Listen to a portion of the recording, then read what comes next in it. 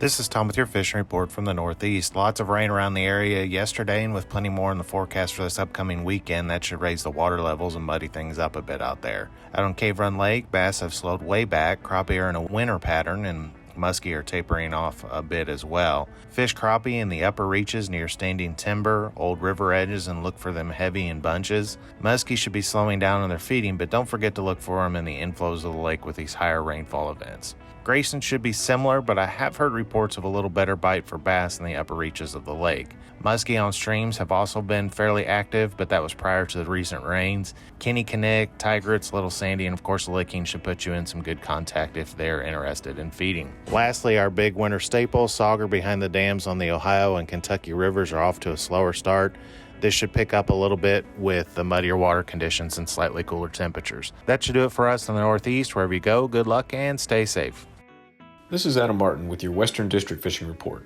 Water temps at Kentucky and Barkley are around 50 degrees, and water levels are still holding around their winter pool elevations despite some recent rainfall. Crappie fishing continues to be good for anglers who haven't winterized their boats for the year.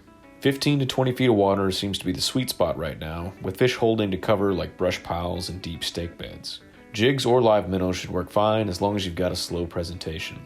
If you don't have your own brush piles or even know where to begin to look, you might want to check out our website and find the Lakes with Fish Attractors section. It will give you a list of every water body in Kentucky with department placed fish attractors and provide you with coordinates or a map of those attractors. For Kentucky and Barkley, there are over 800 fish attractor sites. They are all refurbished with more habitat every other year. Some are marked on the water with buoys, but many of the deep water brush piles are unmarked, so the online coordinates or some lucky searching with your sonar are the only ways to locate them. The bass fishing has slowed down this week, but the increasingly abundant smallmouth are still biting. Now, if you've already winterized your boat, or if you don't have one, the tailwaters of both lakes can be a lot of fun this time of year. The water levels are fairly stable right now, and the striped bass, hybrids, and white bass can be caught from the shoreline or from the fishing piers. The fishing in neighborhoods lakes like Mike Miller Park in Draftonville, Kess Creek Lake in Mayfield, Rotary Park Lake in Clinton, and Lake Montgomery in Paducah all offer excellent bank fishing with high success rates. Trout were stocked at all locations this fall and typically take a while to acclimate before feeding, so there should still be plenty of them left to catch.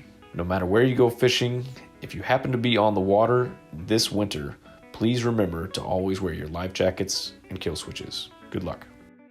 This is Jeremy Shiflett with a fishing update from the Northwest. Per usual, just when conditions and timing was right for great winter fishing, we get heavy rain. It's going to mess things up for a bit.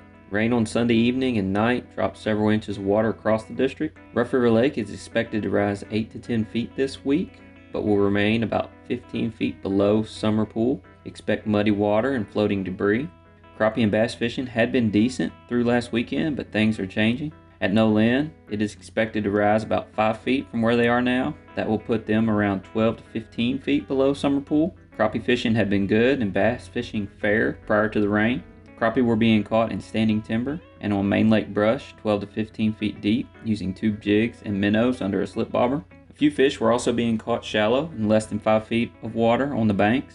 Bass were hitting jigs and crankbaits in the main channel bends and on rocky banks. We did take advantage of the awesome weather last week to complete a large fish habitat project at each reservoir. Thanks to the U.S. Army Corps of Engineers and Nolan Lake State Park staff and Raymond and Mason Hagen for their help. Pictures and coordinates will be available on our website after the first of the year. And again, prior to the rain, sauger fishing was picking up below the dams on the Green and Ohio rivers, specifically at Cannleton, Newburgh, and J.T. Myers. Smaller fish were being caught shallower, while the bigger fish were being found 18 to 25 feet deep. Some white bass and hybrid striped bass were also being found below the dams as well. Ohio River tribs are a great spot to fish this time of year. Look for sauger, crappie, striped bass, white bass, and hybrid striped bass that have moved into the lower portions of the creeks. Curly-tailed grubs and small crankbaits can catch lots of different species this time of year, especially in those tribs. I'll have another update for you next week, so good luck and stay safe until then.